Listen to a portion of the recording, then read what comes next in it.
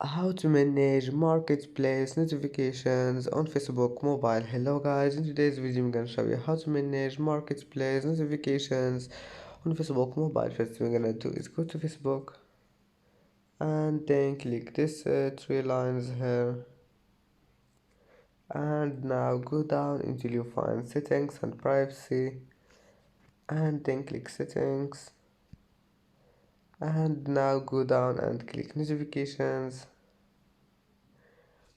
and go down until you find this one, marketplace. And as you see here, you can manage marketplace notifications anything you want, or you can turn it off or on, and then just go back and it will be saved.